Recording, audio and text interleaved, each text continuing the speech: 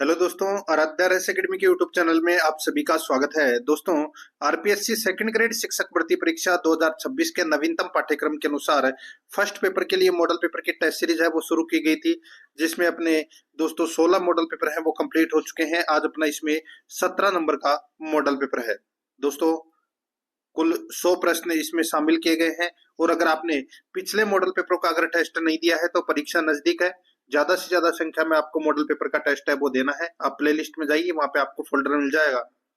RPSC second grade first paper model paper के नाम से वहां फोल्डर बना हुआ है, तो आप वहां जाकर पिछले मॉडल पेपरों का टेस्ट है वो अवश्य दें। आराध्या रेस एकेडमी के यूट्यूब चैनल को अगर आपने अभी तक सब्सक्राइब नहीं किया तो सब्सक्राइब जरूर कर ले, बेल आइकन को दबाएं ताकि नोटिफिकेशन है वो आप सभी के पास में निरंतर पहुंचता रहे। क्लास को लाइक नहीं किया तो क्लास को लाइक करें और अपने दोस्तों के पास में शेयर जरूर करें। तो चलिए दोस्तों, शुरू करते हैं आज का अपना मॉडल पेपर नंबर 17। ये देखिए, ये परीक्षा पैटर्न है और इसी पैटर्न पर अपना ये मॉडल पेपर आधारित है, जिसमें 40 प्रश्न है वो राजस्थान जीके के होंगे, 10 प्रश्न राजस्थान करंट अफेयर के, विश्व और भारत का सामान्य ज्ञान से संबंधित 30 प्रश्न होंगे और शैक्षणिक मनोविज्ञान से संबंधित 20 प्रश्न होंगे। तो चलिए शुरू करते हैं मॉडल पेपर। देखिए, पहला प्रश्न है, पश्चिमी राजस्थान में पश्चिमी रेतीला मैदान की पूर्वी सीमा निम्न में से कौन सी समवर्षा रेखा बनाती है? चार ऑप्शन आपके सामने है। मन में उत्तर सोच लो दोस्तों, क्या होगा। देखते हैं कितने लोगों का सही निकलता है ये उत्तर। पश्चिमी राजस्थान में पश्चिमी रेतीला मैदान की पूर्वी सीमा निम्न में से कौन सी समवर्षा रेखा बनाती है? मन में उत्तर सोच लिया होगा आपने। तो दोस्तों, इसका राइट आंसर हो जाएगा वो है 50 सेमी समवर्षा रेखा। ठीक है। अब दोस्तों, ये तो ऑप्शन में ही नहीं है, तो आप सभी का जिसने भी 40 या जो भी सोचा होगा वो सभी का गलत होगा। यहाँ पर ऑप्शन दोस्तों आपको 40 की जगह 50 करना है, 50 सेंटीमीटर समवर्षा रेखा। ठीक है। तो यहाँ पर सी नंबर का ऑप्शन राइट आंसर हो जाएगा, 50 सेमी करना है इसका सही उत्तर। ठीक है। आगे देखिए, सेकंड नंबर का प्रश्न है, मानसून पवनें ग्रीष्म ऋतु में बहती है। मानसून पवनें ग्रीष्म ऋतु में बहती है, तो दोस्तों ये बहती है, बताइए किस तरफ से किस तरफ? तो दोस्तों, ये बहती है समुद्र से स्थल की तरफ बहती है, ये समुद्र से स्थल की तरफ है। तो यहाँ पर सी नंबर का जो ऑप्शन है वो इसका राइट आंसर हो जाएगा। ठीक है। आगे देखिए दोस्तों, यहाँ पर 3 नंबर का प्रश्न है, 2011 की जनगणना के अनुसार निम्नलिखित में से किन जिलों के समूह में सबसे कम महिला साक्षरता दर अंकित किया गया है? 2011 की जनगणना के अनुसार निम्नलिखित में से किन जिलों के समूह में सबसे कम महिला साक्षरता दर अंकित किया गया है? तो इसका राइट आंसर हो जाएगा वो है दोस्तों जैसलमेर, सिरोही, जालौर, बाड़मेर। जैसलमेर, सिरोही, जालौर, बाड़मेर, इसका राइट आंसर हो जाएगा सी नंबर ऑप्शन सही उत्तर। दोस्तों, सबसे कम जो यहाँ पे महिला साक्षरता दर है वो है जैसलमेर में 39.7%। और इसके ठीक बराबर दोस्तों सिरोही जिले की भी महिला साक्षरता है, वो भी दोस्तों 39.7% है। ठीक है। तो यहाँ पर अपना सी नंबर का ऑप्शन बिल्कुल सही उत्तर हो जाएगा। उसके बाद में जालौर और उसके बाद में बाड़मेर। देखिए, सूची फर्स्ट में अगला प्रश्न है, सूची फर्स्ट में नदी है और सूची सेकंड में सहायक नदी है। सुमेलित करना है दोस्तों। ठीक है। बताना है कि कौन सी किसकी सहायक नदी है। देखिए, चंबल, चंबल की सहायक नदी कौन सी है? दोस्तों, चंबल की सहायक नदी है पार्वती। कौन सी? पार्वती। बनास की सहायक नदी कौन सी है? तो दोस्तों बनास की सहायक नदी है खारी। कौन सी है? खारी। लूनी की सहायक नदी कौन सी है? तो दोस्तों लूनी की सहायक नदी है सूकड़ी। कौन सी है? सूकड़ी। और माही की सहायक नदी कौन सी है? तो वो है दोस्तों सोम। ठीक है। तो यहाँ पर इस प्रश्न का राइट आंसर क्या हो जाएगा? 4, 3, 2, 1, इसका राइट आंसर हो जाएगा। ठीक है। मैंने कूट भाषा के अंदर जो ऑप्शन दिए थे वो ऑप्शन नहीं दे रखे हैं। ठीक है। मैं आपको इसका डायरेक्ट उत्तर बता रहा हूँ। 4, 3, 2, 1, इसका बिल्कुल सही उत्तर हो जाएगा। 5 नंबर का प्रश्न इसमें देखिए, बर्बरी एक प्रजाति है। किसकी प्रजाति है बर्बरी? तो दोस्तों देखिए, बर्बरी, जकराना, सिरोही, शेखावाटी, परबतसरी, जमनापारी, ये क्या है? तो ये बकरी की नस्ल हैं। तो यहां पर अपना इसमें बी नंबर का ऑप्शन राइट आंसर हो जाएगा। 6 नंबर का प्रश्न है, इमारती लकड़ी के लिए प्रसिद्ध सागवान के वन किस जिले में सर्वाधिक पाए जाते हैं? इमारती लकड़ी के लिए प्रसिद्ध सागवान के वन किस जिले में सर्वाधिक पाए जाते हैं? तो दोस्तों इसका राइट आंसर हो जाएगा वो है बांसवाड़ा जिले में ये सर्वाधिक पाए जाते हैं। यहाँ पर अपना इसमें राइट आंसर बी नंबर का ऑप्शन बिल्कुल सही उत्तर हो जाएगा। बांसवाड़ा में ये पाए जाते हैं प्रसिद्ध सागवान के वन, बी नंबर ऑप्शन बिल्कुल सही। 7 नंबर का प्रश्न इसमें देखिए, नागौर जिले में स्थित गोटन स्थान किस उद्योग के लिए प्रसिद्ध है? नागौर जिले में स्थित गोटन स्थान किस उद्योग के लिए प्रसिद्ध है? तो इसका राइट आंसर हो जाएगा वो है सीमेंट उद्योग के लिए प्रसिद्ध है दोस्तों ये गोटन। ठीक है, यहाँ पर बी नंबर का जो ऑप्शन है वो इसका राइट आंसर हो जाएगा। गोटन कहाँ पर है? तो दोस्तों नागौर में है और यहाँ पर सफेद सीमेंट का कारखाना है। ठीक है, याद रखना। आगे देखिए दोस्तों, यहाँ पर 8 नंबर का प्रश्न है, राज्य में सर्वाधिक मसाले किस जिले में उत्पादित होते हैं? राज्य में सर्वाधिक मसाले दोस्तों कौन से जिले में उत्पादित होते हैं? तो दोस्तों इसका राइट आंसर क्या हो जाएगा? वो है 12 जिले में उत्पादित होते हैं। बी नंबर का ऑप्शन बिल्कुल सही उत्तर हो जाएगा इसमें। 9 नंबर का प्रश्न है, देखिए भीलों में छेड़ा फाड़ना क्या है? बताइए, भीलों में छेड़ा फाड़ना क्या है? दोस्तों छेड़ा फाड़ना मतलब तलाक। ठीक है, तो यहाँ पर अपना इसमें राइट आंसर हो जाएगा वो है बी नंबर का ऑप्शन बिल्कुल सही, तलाक इसका सही उत्तर। आगे देखिए 10 नंबर प्रश्न है, मंदिरों और स्थानों या जिलों के निम्नलिखित जोड़ों में से कौन सा जोड़ा सही ढंग से मेल नहीं खाता है? मंदिरों और स्थानों या जिलों के निम्नलिखित जोड़ों में से कौन सा जोड़ा सही ढंग से मेल नहीं खाता है? तो अपना इसमें राइट आंसर हो जाएगा वो है दोस्तों अपना इसमें देखिए तुलजा भवानी मंदिर चित्तौड़गढ़ में है, बिल्कुल सही है। तनोट माता मंदिर जैसलमेर में है, बिल्कुल सही है। उषा मंदिर कहाँ पर है? बयाना में है, बिल्कुल सही है। जगत शिरोमणि मंदिर टोंक दे रखा है, गलत हो जाएगा दोस्तों। जगत शिरोमणि मंदिर कहाँ पर है? दोस्तों ये आमेर में है। कहाँ पर है? आमेर जयपुर में है ये। तो यहाँ पर डी नंबर का ऑप्शन बिल्कुल सही उत्तर हो जाएगा। आगे देखिए, राजस्थान में महिला डेयरी विकास कार्यक्रम निम्नलिखित में से किस जिले समूह में संचालित किया जा रहा है? राजस्थान में महिला डेयरी विकास कार्यक्रम निम्नलिखित में से किस जिले समूह में संचालित किया जा रहा है? इसका राइट आंसर हो जाएगा वो है दोस्तों जयपुर, धौलपुर, पाली, अजमेर, भीलवाड़ा। जयपुर, धौलपुर, पाली, अजमेर, भीलवाड़ा। तो यहाँ पर अपना इसमें राइट आंसर हो जाएगा ए नंबर का जो ऑप्शन है वो इसका बिल्कुल सही उत्तर हो जाएगा। 12 नंबर का प्रश्न है, इसमें देखिए कालीबंगा के उत्खनन से हड़प्पा कालीन सांस्कृतिक युग के कितने स्तर मिले हैं? कालीबंगा के उत्खनन से हड़प्पा कालीन सांस्कृतिक युग के कितने स्तर मिले हैं? तो दोस्तों कितने स्तर मिले हैं? तो दोस्तों 5 स्तर मिले हैं। ठीक है, तो यहाँ पर डी नंबर का जो ऑप्शन है वो इसका राइट आंसर हो जाएगा 5 स्तर। डी नंबर ऑप्शन बिल्कुल सही उत्तर हो जाएगा इसमें। 13 नंबर का प्रश्न है, इसमें देखिए गुर्जर जाति का अभिलेखीय रूप में सर्वप्रथम उल्लेख किस में हुआ है? गुर्जर जाति का अभिलेखीय रूप में सर्वप्रथम उल्लेख है किस में हुआ है? तो दोस्तों इसका राइट आंसर हो जाएगा वो है ऐहोल अभिलेख में। यहाँ पर सी नंबर का जो ऑप्शन है वो इसका राइट आंसर हो जाएगा ऐहोल अभिलेख में। आगे देखिए 14 नंबर का प्रश्न है, कुंभलगढ़ दुर्ग का शिल्पी कौन था? बताइए, कुंभलगढ़ दुर्ग का शिल्पी कौन था? इसका राइट आंसर हो जाएगा कुंभलगढ़ दुर्ग का शिल्पी था दोस्तों मंडन। कौन था? मंडन। तो यहाँ पर अपना इसमें राइट आंसर सी नंबर का ऑप्शन बिल्कुल सही। नेक्स्ट 15 नंबर का प्रश्न है, रणथंभौर विजय के उपरांत अलाउद्दीन खिलजी ने इस दुर्ग को किसके अधिकार में सौंपा था? दोस्तों मैंने आपको पहले भी बताया है कि रणथंभौर के दुर्ग के आक्रमण के समय अलाउद्दीन खिलजी के 2 सेनापति थे, एक उल्लुग खां और एक नुसरत खां। नुसरत खां है वो मारा गया था और बचा उल्लुग खां। उल्लुग खां को ये दुर्ग का अधिकार है वो सौंप दिया था अलाउद्दीन खिलजी ने। तो यहाँ पर सी नंबर का जो ऑप्शन है वो इसका बिल्कुल सही उत्तर हो जाएगा। 16 नंबर का प्रश्न है, मिर्जा राजा मानसिंह के वंशजों में से किसने जयपुर की स्थापना की थी? मिर्जा राजा मानसिंह के वंशजों में से यानी कि वंशजों में किसने जयपुर की स्थापना की? तो इसका राइट आंसर हो जाएगा वो है दोस्तों राजा जयसिंह द्वितीय ने। दोस्तों मिर्जा राजा मानसिंह के वंशजों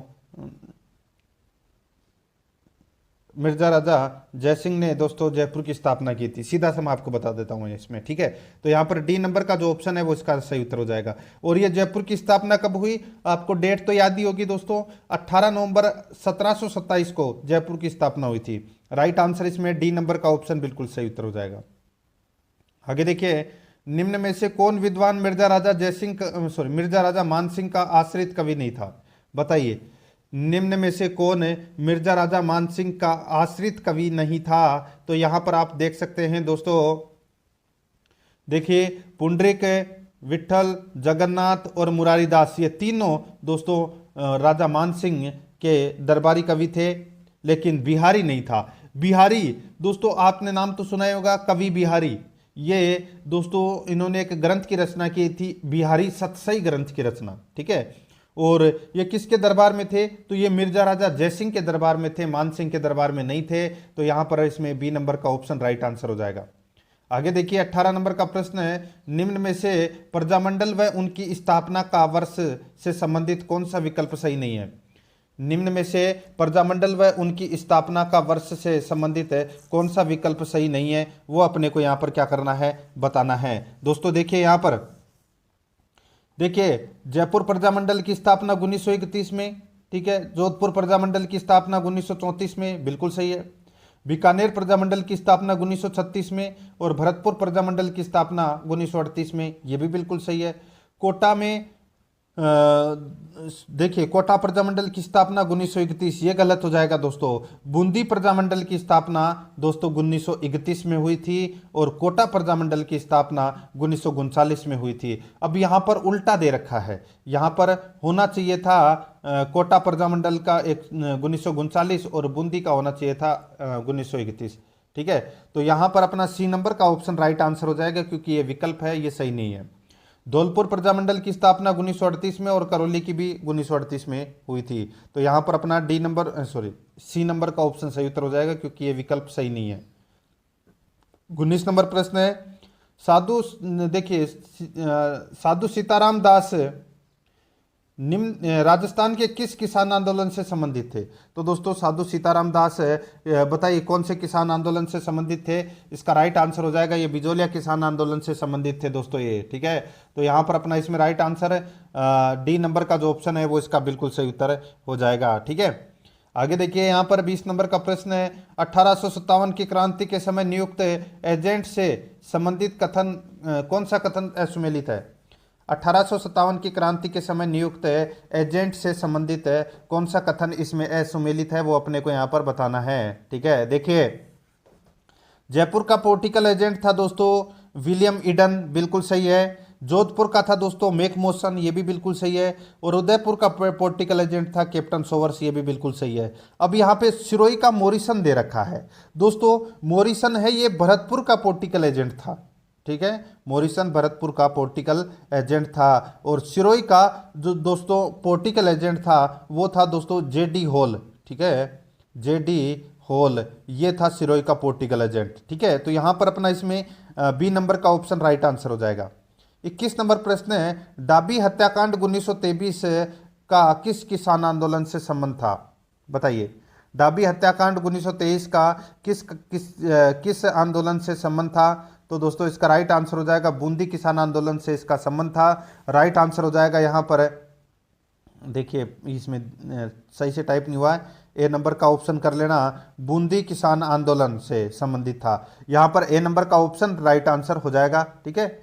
आगे देखिए दोस्तों यहाँ पर 22 नंबर का प्रश्न है, निम्न में से राजस्थान में किस रीति रिवाज का संबंध विवाह से है? बताइए राजस्थान में किस रीति रिवाज का संबंध विवाह से है? तो इसका राइट आंसर हो जाएगा वो है सामेला। सामेला रस्म का संबंध है वो विवाह से है। तो यहाँ पर डी नंबर का जो ऑप्शन है वो इसका बिल्कुल सही उत्तर इसमें हो जाएगा, ठीक है। इसमें कन्या पक्ष की ओर से वर पक्ष का तोरण पर आने से पूर्व किया जाने वाला जो स्वागत है वो होता है सामेला, ठीक है। तो यहाँ पर डी नंबर ऑप्शन बिल्कुल सही उत्तर हो जाएगा। आगे देखिए 23 नंबर का प्रश्न है, स्वतंत्रता के समय राजस्थान के नरेशों में सर्वाधिक प्रीवी पर्स किनका था? स्वतंत्रता के समय राजस्थान के नरेशों में सर्वाधिक प्रीवी पर्स किनका था? तो यहाँ पर अपना इसमें राइट आंसर हो जाएगा वो है मानसिंह जयपुर का। यहाँ पर ए नंबर का जो ऑप्शन है वो इसका बिल्कुल सही उत्तर हो जाएगा मानसिंह जयपुर का। दोस्तों मानसिंह जयपुर का जो प्रीवी पर्स था वो था 18 लाख रुपए। उसके बाद में जोधपुर के हनुवंत सिंह का था 17.5 लाख रुपए, ठीक है। उसके बाद में बीकानेर के शार्दुल सिंह का था 17 लाख रुपए, ठीक है। तो यहाँ पर सबसे ज़्यादा जो प्रीवी पर्स था वो मानसिंह जयपुर का था। आगे देखिए यहाँ पर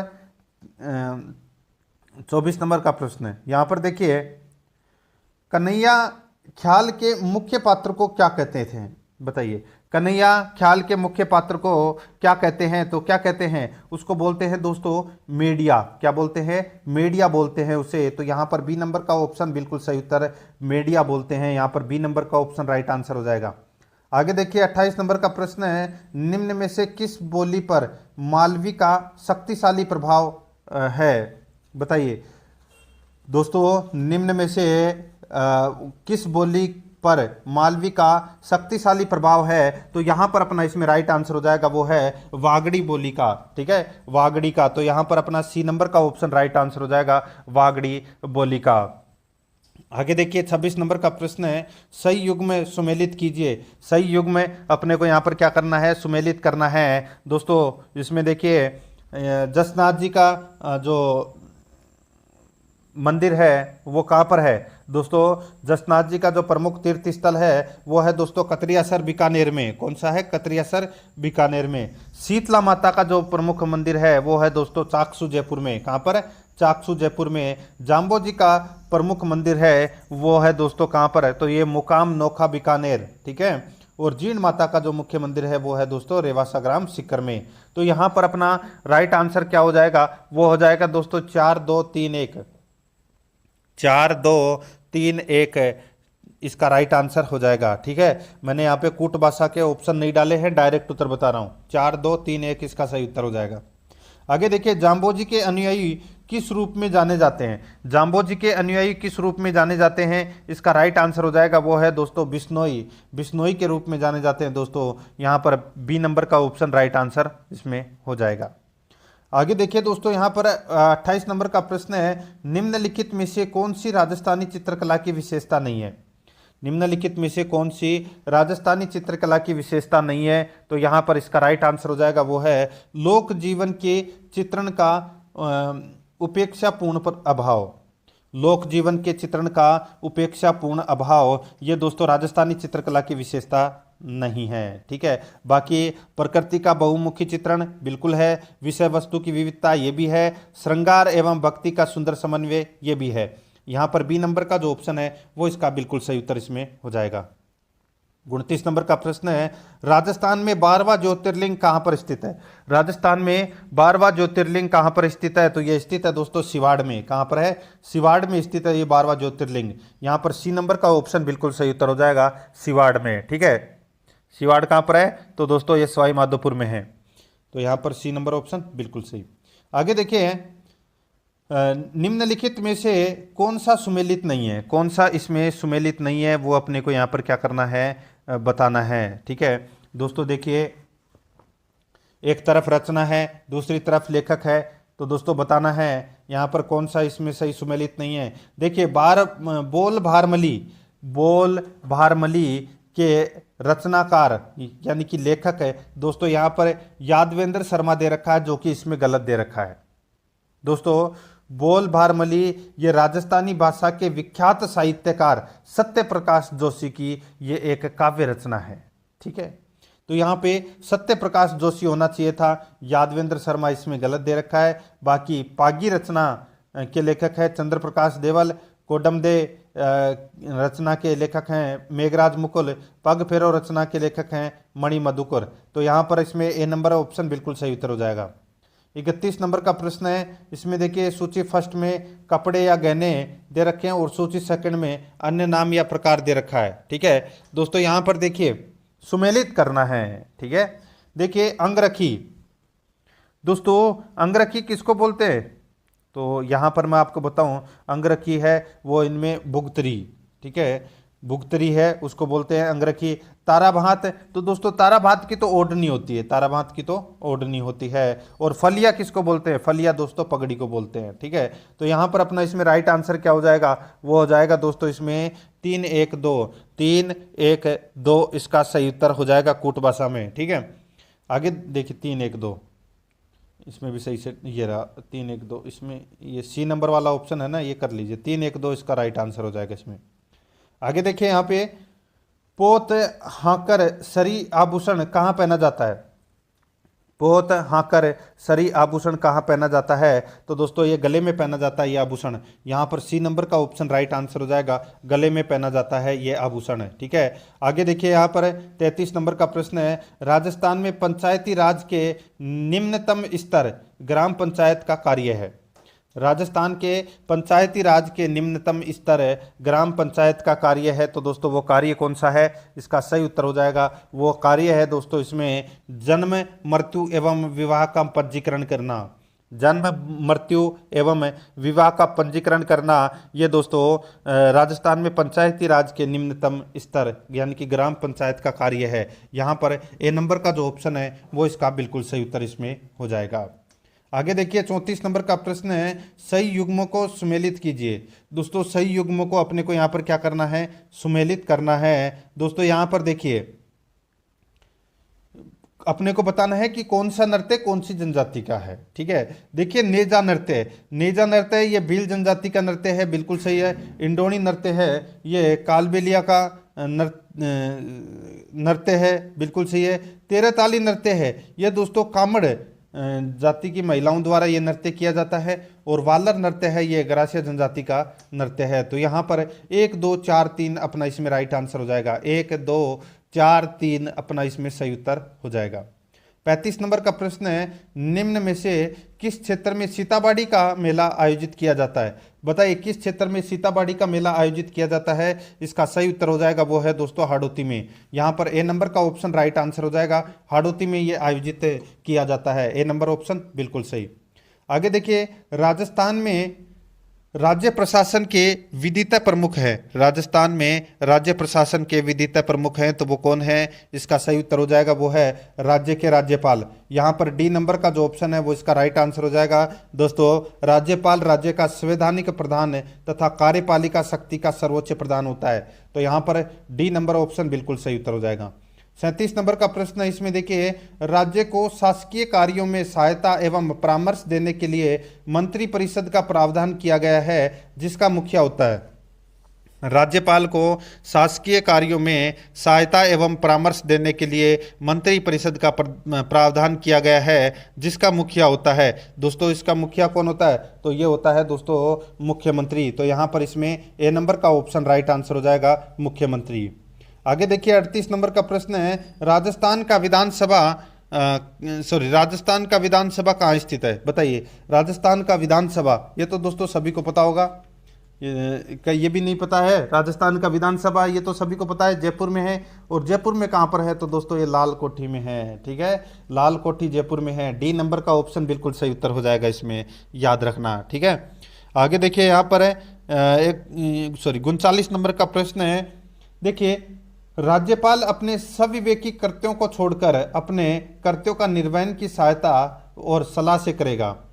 राज्यपाल अपने सविवेकी कृत्यों को छोड़कर अपने कर्तव्यों का निर्वहन की सहायता और सलाह से करेगा। तो यहाँ पर अपना इसमें राइट आंसर हो जाएगा वो है मुख्यमंत्री एवं मंत्री परिषद की सलाह से ये अपने कार्यों का निर्वहन करेगा। यहाँ पर बी नंबर का ऑप्शन बिल्कुल सही उत्तर हो जाएगा। 40 नंबर का प्रश्न, इसमें देखिए राजस्थान की कौन सी विधानसभा में सदस्यों की संख्या 200 की गई, जो वर्ष 2026 तक यथावत रहेगी। राजस्थान की कौन सी विधानसभा में सदस्यों की संख्या 200 की गई, जो वर्ष 2026 तक यथावत रहेगी। इसका राइट आंसर हो जाएगा वो है छठी। दोस्तों छठी विधानसभा में ये सदस्यों की संख्या है वो निर्धारित की गई 200। ठीक है, और ये 2026 तक 200 ही रहेगी। उसके बाद में अगर आप चेंज करना चाहें तो कर सकते हैं। ठीक है, आगे देखिए यहाँ पर 41 नंबर का प्रश्न है, डूंगरपुर प्रजामंडल की स्थापना किसने की। तो ये की थी दोस्तों भोगीलाल पांड्या ने। किसने, भोगीलाल पांड्या ने। तो यहाँ पर सी नंबर का ऑप्शन राइट आंसर हो जाएगा, भोगीलाल पांड्या ने। आगे देखिए 42 नंबर का प्रश्न है, पंचभद्रा बाड़मेर में कार्यरत ऑयल रिफाइनरी किसका संयुक्त उपक्रम है। पंचभद्रा बाड़मेर में कार्यरत ऑयल रिफाइनरी किसका संयुक्त उपक्रम है। तो ये उपक्रम है दोस्तों HPCL और राजस्थान सरकार का ये संयुक्त उपक्रम है। और ये पिछली बार RS में भी ये प्रश्न पूछा गया था। ठीक है, HPCL की 74% की हिस्सेदारी है और राजस्थान सरकार की दोस्तों इसमें 26% की हिस्सेदारी है। ठीक है, तो यहाँ पर डी नंबर का ऑप्शन राइट आंसर हो जाएगा। 40 नंबर का प्रश्न है, फॉरेस्ट गार्ड अनीता चौधरी के संबंध में निम्न कथनों पर विचार करें। दोस्तों फॉरेस्ट गार्ड अनीता चौधरी के संबंध में निम्न कथनों पर विचार करना है। यहाँ पर देखिए उन्हें WWF मछली राष्ट्रीय पुरस्कार से सम्मानित किया गया, बिल्कुल सही बात है। उन्होंने 2021 से अब तक लगभग 500 जानवरों को बचाया, तो दोस्तों ये भी बिल्कुल सही है। वे 10 वर्षों से शेरकट अभ्यारण्य में अपनी सेवाएं दे रही है, तो दोस्तों ये भी बिल्कुल सही है। तो यहाँ पर 1 2 3 तीनों ही सही है दोस्तों, यानी कि सभी सही है। द नंबर का ऑप्शन राइट आंसर हो जाएगा। 44 नंबर का प्रश्न इसमें देखिए, महाराणा प्रताप खेलकूद विश्वविद्यालय की स्थापना कहाँ होगी? महाराणा प्रताप खेलकूद विश्वविद्यालय की स्थापना कहाँ होगी? तो दोस्तों ये आमेर जयपुर में होगी। कहाँ पर होगी? आमेर जयपुर में। यहाँ पर 6 नंबर का ऑप्शन राइट आंसर हो जाएगा, आमेर जयपुर में। 45 नंबर का प्रश्न इसमें देखिए, राजस्थान आयुर्वेद योग और प्राकृतिक चिकित्सा विश्वविद्यालय कहाँ स्थापित किया जाएगा? राजस्थान आयुर्वेद योग और प्राकृतिक चिकित्सा विश्वविद्यालय कहाँ स्थापित किया जाएगा? तो यहाँ पर इसमें राइट आंसर हो जाएगा वो है अजमेर में। यहाँ पर 2 नंबर का जो ऑप्शन है वो इसका सही उत्तर हो जाएगा, अजमेर में।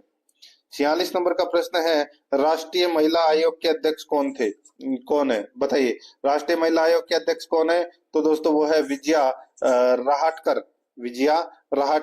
यहाँ पर 2 नंबर का जो ऑप्शन है वो इसका राइट आंसर इसमें हो जाएगा। नेक्स्ट आगे देखिए, यहाँ पे महिला मैराथन 2026 का आयोजन कहाँ किया गया? महिला मैराथन 2026 का आयोजन दोस्तों कहाँ पर किया गया? तो इसका सही उत्तर हो जाएगा अलवर में किया गया। 6 नंबर का ऑप्शन बिल्कुल सही, अलवर में। 48 नंबर का प्रश्न है, शेखासर तालाब किस जिले में स्थित है? शेखासर तालाब किस जिले में स्थित है? तो ये फड़ौदी में है दोस्तों। कहाँ पर है? फड़ौदी में। ए नंबर का जो ऑप्शन है वो इसका बिल्कुल सही उत्तर हो जाएगा, फड़ौदी में। 49 नंबर का प्रश्न इसमें देखिए, लाडो प्रोत्साहन योजना के अंतर्गत कुल कितनी राशि प्रदान की जाती है? लाडो प्रोत्साहन योजना के अंतर्गत कुल कितनी राशि प्रदान की जाती है? तो यहाँ पर इसमें सही उत्तर हो जाएगा वो है दोस्तों 1.5 लाख रुपए। 1.5 लाख रुपए। 6 नंबर का जो ऑप्शन है वो इसका राइट आंसर हो जाएगा। 50 नंबर का प्रश्न है, अंतर्राष्ट्रीय महिला दिवस 8 मार्च का राज्य स्तरीय कार्यक्रम कहाँ आयोजित किया गया? अंतर्राष्ट्रीय महिला दिवस 8 मार्च का राज्य स्तरीय कार्यक्रम कहाँ आयोजित किया गया? यहाँ पर इसका राइट आंसर हो जाएगा वो है दोस्तों हनुमानगढ़ में आयोजित किया गया है दोस्तों। ये यहाँ पर इसमें 6 नंबर का ऑप्शन बिल्कुल सही। आगे देखिए 51 नंबर का प्रश्न है, निम्नलिखित में से किस पर्वत श्रेणी का जन्म हर्षणीयन काल में हुआ?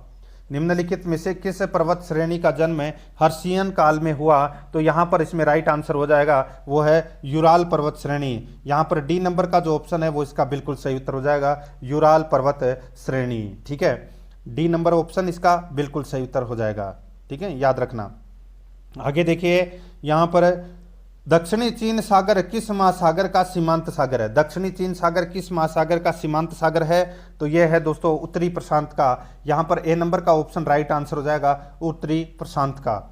53 नंबर प्रश्न है, निम्नलिखित में से कौन सी गर्म हवा नहीं है? बताइए, निम्नलिखित में से कौन सी गर्म हवा नहीं है? तो दोस्तों इसका राइट आंसर हो जाएगा, देखिए सिराको, जोडा और खमसिन, ये तीनों दोस्तों ठंडी हवाएं हैं। ठीक है, लेकिन यहाँ पे देखिए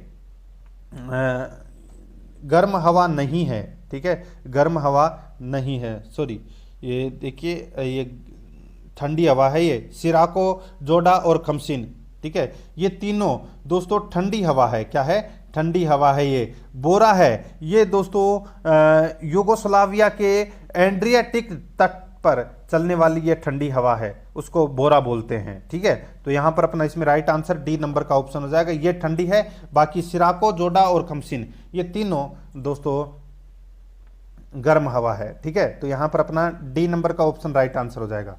आगे देखिए, पेरिस समझौते के अनुसार इस शताब्दी में विश्व तापमान वृद्धि को नियंत्रित रखने का लक्ष्य रखा गया है। पेरिस समझौते के अनुसार इस शताब्दी में विश्व तापमान वृद्धि को नियंत्रित रखने का लक्ष्य रखा गया है। तो ये लक्ष्य रखा गया है दोस्तों पूर्व औद्योगिक स्तर से 2 डिग्री सेल्सियस से पर्याप्त नीचे। पूर्व औद्योगिक स्तर से 2 डिग्री सेल्सियस से पर्याप्त नीचे। यहाँ पर सी नंबर का ऑप्शन राइट आंसर इसमें हो जाएगा। 55 नंबर प्रश्न इसमें देखिए, सर्वाधिक ग्रीन हाउस गैसों का उत्सर्जन करने वाला देश है। सर्वाधिक ग्रीन हाउस गैसों का उत्सर्जन करने वाला देश है, तो वो कौन सा देश है? इसका राइट आंसर हो जाएगा वो है दोस्तों इसमें कौन सा? तो दोस्तों वो है अमेरिका। तो यहाँ पर अपना इसमें राइट आंसर हो जाएगा सी नंबर का ऑप्शन बिल्कुल सही उत्तर हो जाएगा, अमेरिका को। ठीक है, आगे देखिए 56 नंबर प्रश्न है, विक्टोरिया झील किन अफ्रीकी देशों के मध्य स्थित है? विक्टोरिया झील किन अफ्रीकी देशों के मध्य स्थित है? तो अपना इसमें राइट आंसर हो जाएगा वो है दोस्तों Tanzania, Kenya, Uganda. Tanzania, Kenya, Uganda, ये अपना इसमें क्या हो जाएगा? राइट आंसर हो जाएगा। यहाँ पर ए नंबर का जो ऑप्शन है वो इसका बिल्कुल सही उत्तर इसमें हो जाएगा। ठीक है, आगे देखिए 57 नंबर का प्रश्न है, महासागरीय धाराओं की उत्पत्ति के महत्वपूर्ण कारक हैं। महासागरीय धाराओं की उत्पत्ति के महत्वपूर्ण कारक है वो कौन से कारक हैं? दोस्तों यहाँ पर देखिए, सनातनी पवने बिल्कुल है, समुद्र जल के तापमान में अंतर ये भी है, समुद्र जल की लवणता में अंतर ये भी है, पृथ्वी की परिक्रमण यानी कि रिवोल्यूशन ये इसमें क्या हो जाएगा, ये महत्वपूर्ण कारक नहीं है। तो यहाँ पर अपने को सही कारकों का चयन करना था। अ ब स इसका राइट आंसर हो जाएगा, अ ब स इसका सही उत्तर ब यानी कि बी नंबर का ऑप्शन बिल्कुल सही उत्तर हो जाएगा। आगे देखिए राष्ट्रीय आय क्या है? राष्ट्रीय आय क्या है इसका राइट आंसर हो जाएगा वो है दोस्तों, इसमें देखिए राष्ट्रीय आय NNP-FC, ठीक है, ये है दोस्तों राष्ट्रीय आय। तो यहाँ पर अपना इसमें राइट आंसर हो जाएगा NNP-FC। तो यहाँ पर अपना ए नंबर का ऑप्शन बिल्कुल सही उत्तर इसमें हो जाएगा। ठीक है, आगे देखिए दोस्तों 59 नंबर प्रश्न है, भारत में प्रथम पूर्ण जैविक कृषि वाला राज्य है। भारत में प्रथम पूर्ण जैविक कृषि वाला राज्य है तो वो कौन सा है? तो वो है दोस्तों सिक्किम। ए नंबर का जो ऑप्शन है वो इसका बिल्कुल सही उत्तर हो जाएगा, सिक्किम इसका सही उत्तर। 60 नंबर का प्रश्न है, पंजाब का कौन सा स्थान होजरी उद्योग के लिए प्रसिद्ध है? पंजाब का कौन सा स्थान होजरी उद्योग के लिए प्रसिद्ध है? तो इसका सही उत्तर हो जाएगा वो है दोस्तों लुधियाना। यहाँ पर सी नंबर का ऑप्शन राइट आंसर हो जाएगा, लुधियाना इसका सही उत्तर हो जाएगा इसमें। आगे देखिए निम्नलिखित नदियों में से कौन सी एक गंगा में दक्षिण की ओर से नहीं मिलती है? बताइए, निम्नलिखित नदियों में से कौन सी एक गंगा में दक्षिण की ओर से नहीं मिलती है? तो इस प्रश्न का राइट आंसर हो जाएगा वो है दोस्तों इसमें गोमती। जहां पर बी नंबर का जो ऑप्शन है वो इसका बिल्कुल सही उत्तर हो जाएगा गोमती। ठीक है, तो यहां पर बी नंबर का ऑप्शन बिल्कुल सही। बाकी सोन, यमुना और पुनपुन, ठीक है, ये गंगा में दक्षिण की ओर से मिलती हैं। तो यहाँ पर अपना इसमें right answer B number option हो जाएगा। आगे देखिए वनों की सुरक्षा के लिए स्वतंत्रता प्राप्ति के पश्चात सर्वप्रथम किस वर्ष सरकार द्वारा वन नीति की घोषणा की गई? दोस्तों वनों की सुरक्षा के लिए स्वतंत्रता प्राप्ति के पश्चात सर्वप्रथम किस वर्ष राजस्थान द्वारा यानी कि राजस्थान सरकार द्वारा वन नीति की घोषणा की गई? इसका राइट आंसर हो जाएगा वो है 1952 में। यहाँ पर ए नंबर का ऑप्शन राइट आंसर हो जाएगा 1952 में। आगे देखिए 63 नंबर का प्रश्न है, भारत के निम्न राज्यों में से किस में सागौन यानी कि सागवान के वन सर्वाधिक पाए जाते हैं? बताइए, यहाँ पर सागवान के वन है वो दोस्तों सर्वाधिक कौन से राज्य में पाए जाते हैं? राइट आंसर हो जाएगा वो है मध्य प्रदेश में पाए जाते हैं दोस्तों ये। ठीक है, राइट आंसर हो जाएगा यहाँ पे बी नंबर का ऑप्शन सही उत्तर हो जाएगा। आगे देखिए यहाँ पे 64 नंबर का प्रश्न है, भारत में कितने राज्य समुद्री तटरेखा से लगे हुए हैं? तो दोस्तों ये तो सभी को पता होगा। देखिए यहाँ पर जो समुद्री तटरेखा से भारत के 9 राज्य लगे हुए हैं, गुजरात, महाराष्ट्र, गोवा, कर्नाटक, केरल, तमिलनाडु, आंध्र प्रदेश, उड़ीसा और पश्चिम बंगाल। ठीक है, ये आपको इसमें याद रखना है। 4 केंद्र शासित प्रदेश हैं वो समुद्र तट के साथ में सीमा बनाते हैं, दमन दीव, पुदुचेरी, लक्षद्वीप, अंडमान निकोबार। ठीक है, तो यहाँ पर अपना इसमें राइट आंसर हो जाएगा वो है सी नंबर का ऑप्शन है वो इसका राइट आंसर हो जाएगा इसमें। आगे देखिए 65 नंबर का प्रश्न है, किन 2 पर्वत श्रेणियों के मध्य कश्मीर घाटी स्थित है? किन 2 पर्वत श्रेणियों के मध्य कश्मीर घाटी स्थित है? तो इसका राइट आंसर हो जाएगा वो है व्रत हिमालय व पीर पंजाल।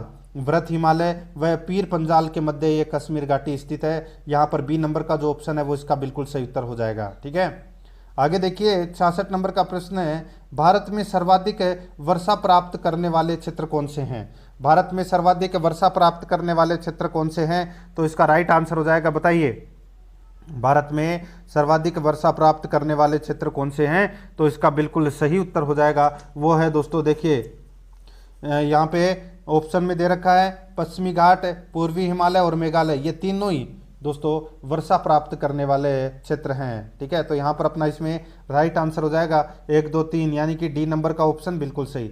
67 नंबर का प्रश्न, इसमें देखिए कथन ए और कथन बी दे रखा है दोस्तों, बताना है कि कौन सा इसमें सत्य है। ठीक है, अब यहाँ पे देखिए दोस्तों, उत्तर भारत की अधिकांश नदियां हिमालय पर्वत से निकलती है, बिल्कुल सही है। कथन बी में देखिए हिमालय से निकलने वाली नदियां नित्यवायी होती है, बिल्कुल सही है। ये दोनों कथन है वो दोस्तों इसमें क्या है, बिल्कुल सही है। तो यहाँ पर अपना इसमें सही उत्तर क्या हो जाएगा वो है दोस्तों, देखिए दोनों कथन सत्य है। सी नंबर का जो ऑप्शन है वो इसका बिल्कुल सही उत्तर हो इसमें हो जाएगा। आगे देखिए, जिन राजनीतिक पार्टियों को चुनाव चिन्ह और अन्य सुविधाओं का विशेष अधिकार दिया जाता है उन्हें कहा जाता है। जिन राजनीतिक पार्टियों को चुनाव चिन्ह और अन्य सुविधाओं का विशेष अधिकार दिया जाता है उन्हें कहा जाता है, तो दोस्तों उन्हें क्या कहा जाता है, उन्हें चुनाव आयोग द्वारा मान्यता प्राप्त कहा जाता है। यहाँ पर ए नंबर का जो ऑप्शन है वो इसका बिल्कुल सही उत्तर हो जाएगा। आगे देखिए 69 नंबर का प्रश्न है, इसमें देखिए मेघालय भारत के उत्तर पूर्व में स्थित राज्य का नाम सुझाया गया था। बताइए, मेघालय है ये दोस्तों भारत के उत्तर पूर्व में स्थित है, और दोस्तों ये नाम है ये सुझाया गया था, किसके द्वारा सुझाया गया था, तो इसका राइट आंसर हो जाएगा वो है दोस्तों एसपी चटर्जी द्वारा ये नाम है ये सुझाया गया था। यहाँ पर ए नंबर का ऑप्शन राइट आंसर हो जाएगा। नेक्स्ट 70 नंबर का प्रश्न है, यहाँ पर देखिए दोस्तों 123 यानी कि 123 समझौता एवं हाइट एक्ट किससे संबंधित है, तो दोस्तों ये संबंधित है किससे, तो ये दोस्तों संयुक्त राज्य अमेरिका और भारत गणराज्य के मध्य हस्ताक्षरित किया गया था। तो यहाँ पर अपना इसमें राइट आंसर क्या हो जाएगा, वो है भारत अमेरिका असैनिक परमाणु समझौता है ये। तो यहाँ पर ए नंबर का ऑप्शन बिल्कुल सही उत्तर इसमें हो जाएगा। नेक्स्ट 71 नंबर का प्रश्न है, इसमें देखिए निम्न में से कौन सी संस्थाओं का प्रधान प्रधानमंत्री होता है। दोस्तों कौन सी संस्थाओं का प्रधान प्रधानमंत्री होता है, तो यहाँ पर देखिए दोस्तों आपको दिख रहा होगा वित्त आयोग का नहीं होता, नीति आयोग का दोस्तों जो प्रधान है वो प्रधानमंत्री होता है। यहाँ पर सिर्फ और सिर्फ सेकंड सही है, अल्पसंख्यक आयोग का भी नहीं होता, विधि आयोग का भी नहीं होता। तो यहाँ पर अपना इसमें राइट आंसर हो जाएगा, केवल सेकंड इसमें सही है। तो यहाँ पर सी नंबर का ऑप्शन बिल्कुल सही उत्तर इसमें हो जाएगा। आगे देखिए, ब्रिटिश संसद द्वारा निर्मित किस कानून ने प्रांतों में द्वैध शासन स्थापित किया, तो दोस्तों प्रांतों में जो द्वैध शासन है ये स्थापित किया था 1919 का मॉन्टेग्यू चेम्सफोर्ड सुधार अधिनियम। तो यहाँ पर अपना इसमें राइट आंसर सी नंबर का ऑप्शन हो जाएगा इसमें, ठीक है। आगे देखिए यहाँ पर 73 नंबर का प्रश्न है, राष्ट्रपति के निर्वाचन से उत्पन्न विवादों की जांच किसके द्वारा की जाती है, तो ये तो सभी को पता होगा दोस्तों, सुप्रीम कोर्ट यानी कि उच्चतम न्यायालय द्वारा की जाती है। बी नंबर का ऑप्शन बिल्कुल सही। आगे देखिए यहाँ पर 74 नंबर का प्रश्न है, भारतीय नागरिकों को वर्तमान में कितने मूल अधिकार भारत के संविधान द्वारा प्रदान किए गए हैं। भारतीय नागरिकों को वर्तमान में कितने मूल अधिकार भारत के संविधान द्वारा प्रदान किए गए हैं, तो इसका राइट आंसर हो जाएगा वो है दोस्तों 6 मूल अधिकार है वो प्रदान किए गए हैं।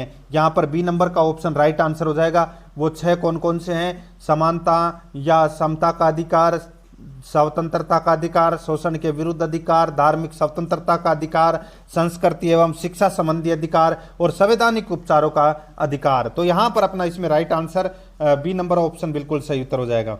आगे देखिए संविधान सभा के स्थायी सभापति थे, तो दोस्तों स्थायी सभापति कौन थे, तो वो थे doctor Rajendra Prasad. B number का option right answer doctor Rajendra Prasad. आगे देखिए, भारत के किस भाग में जन कल्याणकारी राज्य की अवधारणा को विस्तारित से उल्लेखित किया गया है।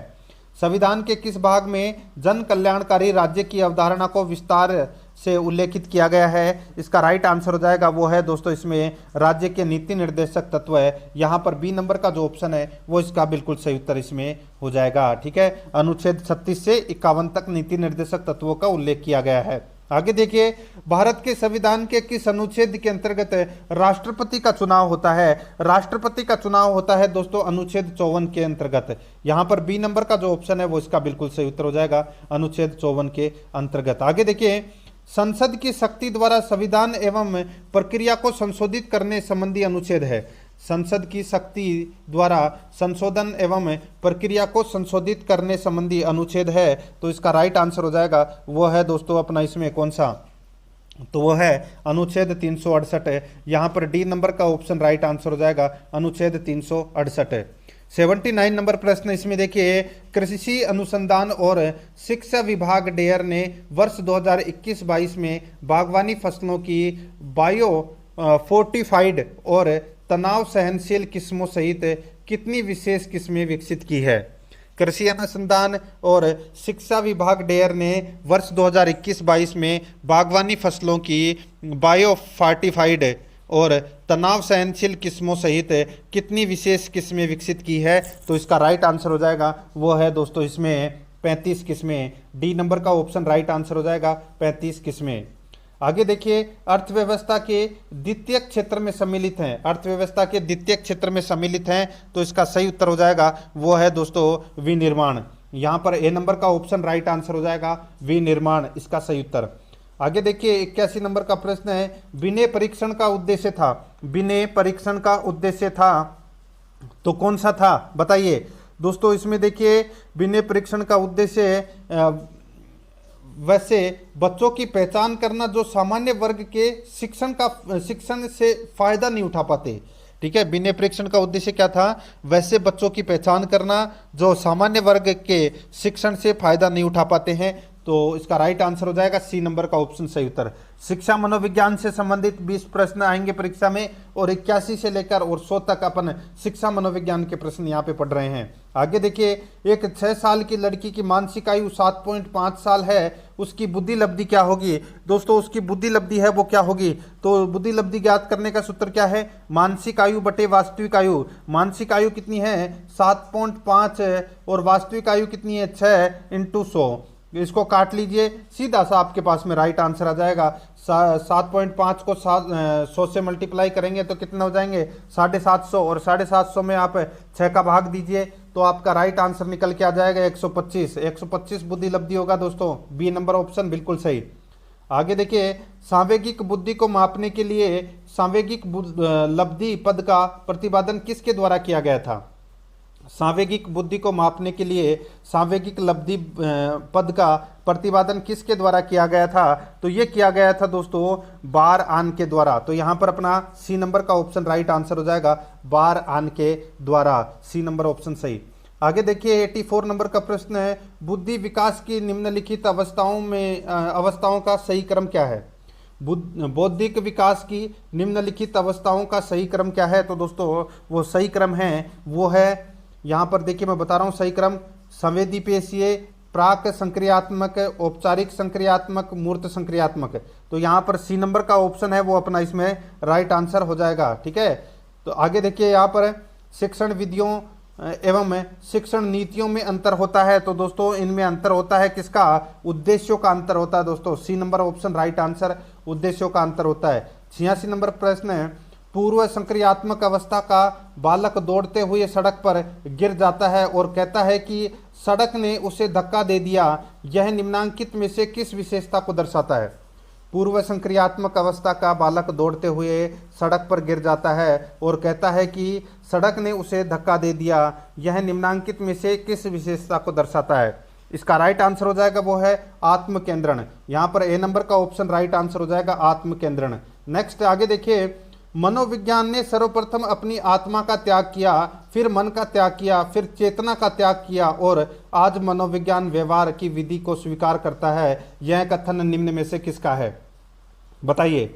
मनोविज्ञान ने सर्वप्रथम अपनी आत्मा का त्याग किया, फिर मन का त्याग किया, फिर चेतना का त्याग किया और आज मनोविज्ञान व्यवहार की विधि को स्वीकार करता है, यह कथन निम्न में से किसका है। तो ये कथन है दोस्तों किसका, तो ये वुडवर्थ का कथन है दोस्तों, किसका है सभी को पता होगा दोस्तों, ये तो वुडवर्थ का कथन है, डी नंबर का ऑप्शन बिल्कुल सही। आगे देखिए, संकेत अधिगम के अंतर्गत सीखा जाता है, संकेत अधिगम के अंतर्गत सीखा जाता है, तो दोस्तों ये पारंपरिक अनुकूलन सीखा जाता है, यहाँ पर ए नंबर का ऑप्शन राइट आंसर हो जाएगा। आगे देखिए यहाँ पर 89 नंबर प्रश्न है, स्थानांतरण एक पारिस्थितिकी में अर्जित ज्ञान, स्थानांतरण एक पारिस्थितिकी में अर्जित ज्ञान, प्रशिक्षण और आदतों का दूसरी परिस्थिति में लागू किए जाने की चर्चा करता है।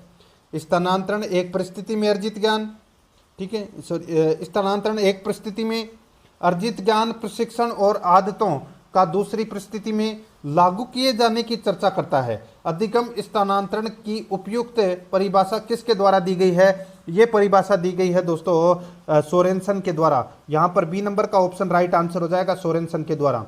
आगे देखिए, अधिगम एवं परिपक्वता के संबंध में निम्न में से कौन सा कथन सही है।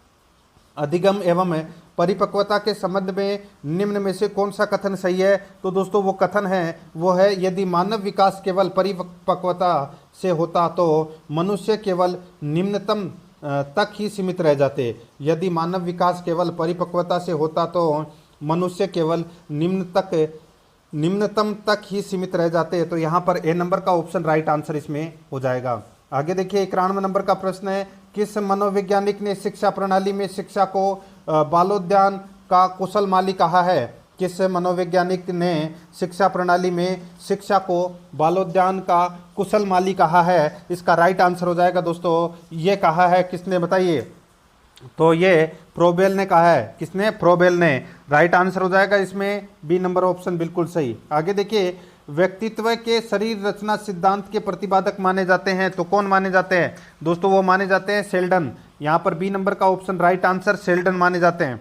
आगे देखिए, यहाँ पर निम्न में से कौन सी अभिक्षमता परीक्षण की विधि है? निम्न में से कौन सी अभिक्षमता परीक्षण की विधि है? तो दोस्तों यहाँ पे आपको दिख रहा होगा, देखिए, दृष्टि एवं श्रवण संबंधी परीक्षण, लिपिक अभिक्षमता परीक्षण, स्नायविक एवं हस्तकौशल परीक्षण। तो दोस्तों इसका राइट आंसर हो जाएगा उपरोक्त सभी। यहाँ पर डी नंबर का ऑप्शन बिल्कुल सही उत्तर हो जाएगा। आगे देखिए, व्यक्ति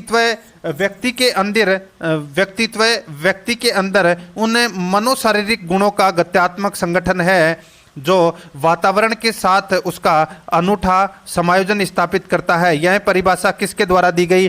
दोस्तों ये परिभाषा है, ये आलपोर्ट के द्वारा यह परिभाषा दी गई। यहाँ पर डी नंबर का ऑप्शन राइट आंसर हो जाएगा, आलपोर्ट के द्वारा। नेक्स्ट आगे देखिए, यहाँ पर बहिर्मुखी विद्यार्थी अंतर्मुखी विद्यार्थी से किस विशेषता के आधार पर निम्न होता है? बहिर्मुखी विद्यार्थी अंतर्मुखी विद्यार्थी से किस विशेषता के आधार पर निम्न होता है? तो इसका राइट आंसर हो जाएगा, वो है, देखिए, मन ही मन परेशान होने की अपेक्षा अपनी भावनाओं को अभिव्यक्त करता है। यहाँ पर बी नंबर का ऑप्शन बिल्कुल सही उत्तर हो जाएगा। 96 नंबर का प्रश्न है, निम्न में से कौन सी मानवतावादी मनोविज्ञान की विशेषता है? निम्न में से कौन सी मानवतावादी मनोविज्ञान की विशेषता है? तो इसका राइट आंसर हो जाएगा, वो है दोस्तों, इसमें देखिए, पूरे जीवन इतिहास पर बल डालना, व्यक्ति के आंतरिक प्रकृति को समझना, मनोवैज्ञानिक स्वास्थ्य पर बल देना। तो इसका राइट आंसर हो जाएगा उपरोक्त सभी। यहाँ पर डी नंबर का ऑप्शन राइट आंसर हो जाएगा, उपरोक्त सभी। 97 नंबर प्रश्न है, एक अध्यापक को निम्न में से किस कथन से सहमत होना चाहिए? एक अध्यापक को निम्न में से किस कथन से सहमत होना चाहिए?